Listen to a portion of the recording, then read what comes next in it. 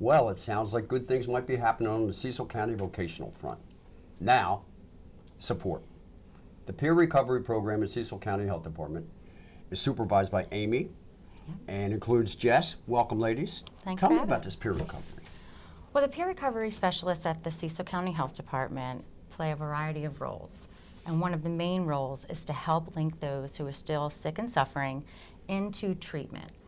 We have a variety of different options, whether it's recovery housing, if it's inpatient treatment, if it's outpatient treatment.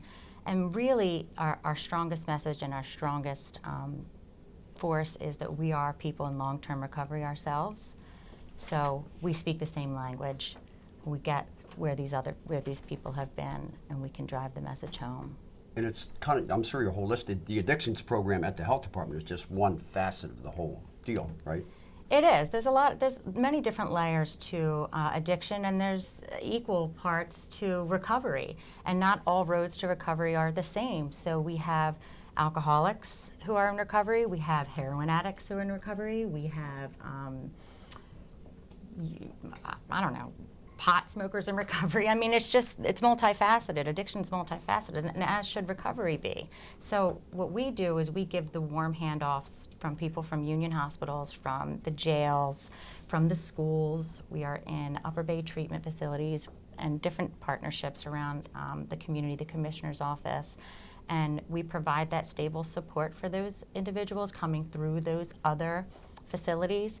And we let them know that we too have been there.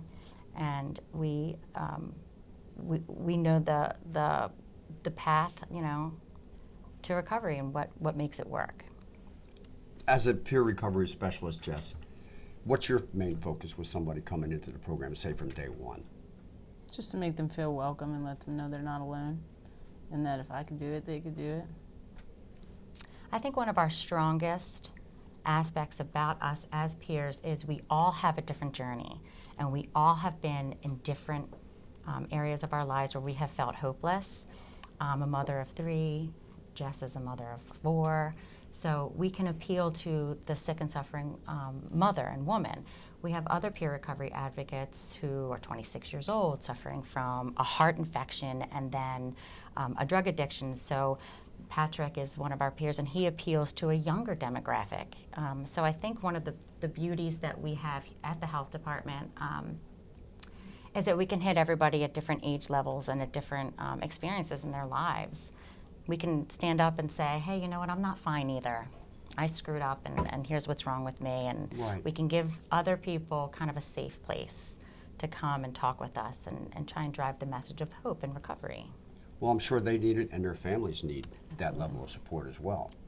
They do. That's why we offer a family education program on Tuesday nights at 6 o'clock, and it really is targeted for the loved ones of a person in a substance abuse user. I try not to use the word addict.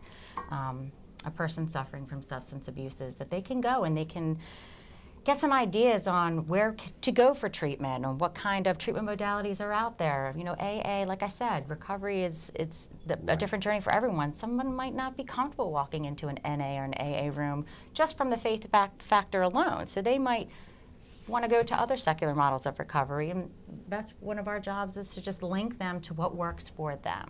So that's kind of one of your messages, isn't it? Yeah. So, it's a judgment-free zone. You come through the door, and we've probably seen it, done it, lived it, experienced it. So we know the best avenues and the best ways to get you out of the hole that you kind of dug yourself into.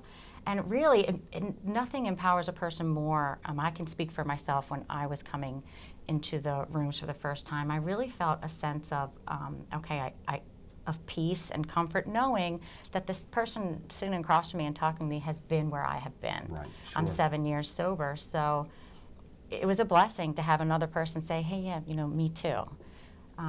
So that's really a driving force that we have at the health department, that as soon as you come through our doors, you're going to be met by a peer recovery specialist. Chances are it's going to be Jess or I. Great. Probably Well, more that's Jess great. than me. Well, Jess, maybe you can answer a question for me. I see these billboards as I'm riding up and down the road. Rewrite your script.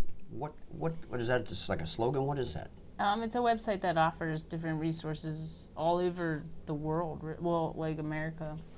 and it helps link you to treatment or other resources in the area. So it's mainly targeted for Cecil County. So Alright. if it's rewriteyourscript.org. If you are afraid to come into the doors for any reason, you can very easily go to your computer, click on that website, and find some treatment options available to you. Most people can easily, not necessarily walk. Well, yeah, or your friend. Upcoming events. Well, September is Recovery Month, so we're obviously look forward to that. There's going to be a 5K. There's usually a big thing going on right in the center of Elkton. That's the main thing. We do have Narcan trainings, which is every Monday night at 6 o'clock. And we are delivering those Narcan trainings to some of our other partnerships out in the community. So if you can't come to the health department, chances are we're going to get you in one of the other places. Awesome. Great stuff.